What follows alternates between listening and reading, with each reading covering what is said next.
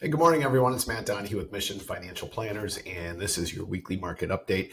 We're going to talk about resilience, integrity, and our new book, The 5 Pillars of Financial Freedom. So let's jump into it.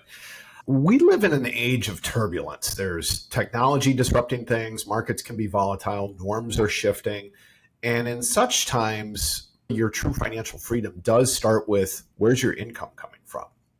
And that's the first pillar in our framework. It's not just about making money, it's about earning and it's about having the income, but also doing it with integrity. Because if your income is aligning with your values, your income becomes a foundation for you and not just a burden.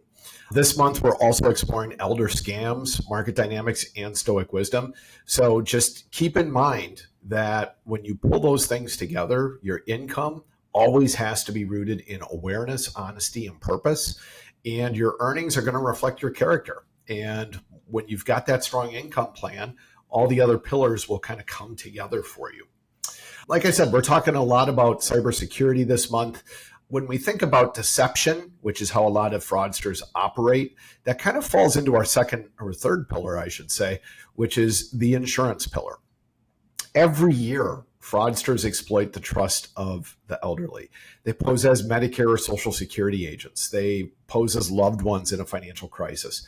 And they're not just scams, they're also breaches of social bonds.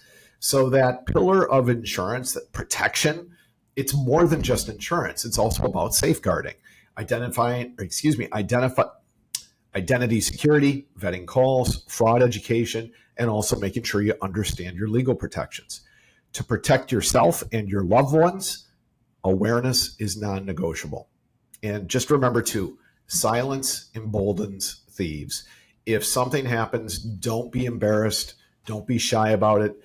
Get a hold of the right people and make sure it gets addressed right away. Speak openly about this stuff.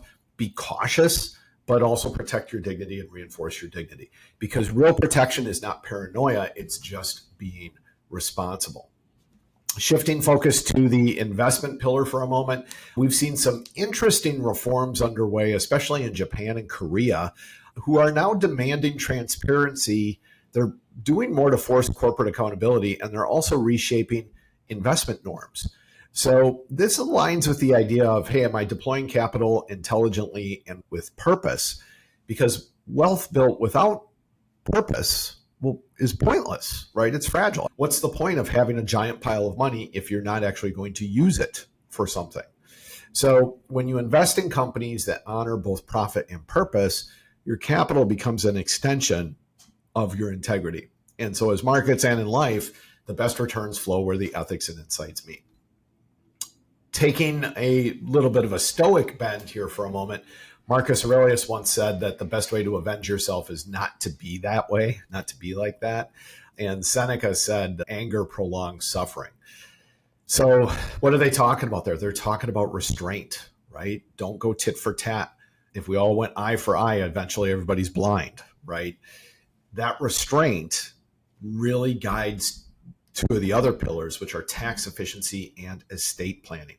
They're about legacy, how wisely you're managing what you leave behind and how you're remembered.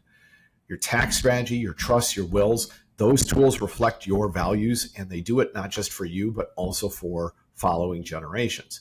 When used ethically, they're going to prevent waste, they're going to reduce conflict, which is huge for most families, and they're also going to preserve your purpose well after you're gone.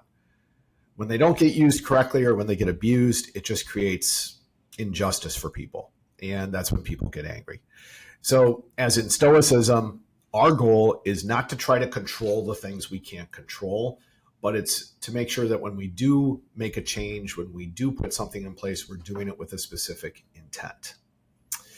And this is a pillar that isn't really covered in our book, but when you think about the 5 pillars, right, there is a pillar that is enjoyment. It's living your life, right? It's not indulgent, it's fulfillment. You're being able to live the life you want to live.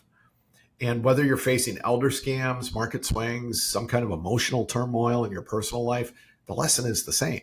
Stay aware of what's going on around you, act with integrity, build your income, protect yourself wisely. Elder scams, insurance planning, health insurance, all that stuff. Invest with purpose. Why are we trying to build something? Why have we saved money?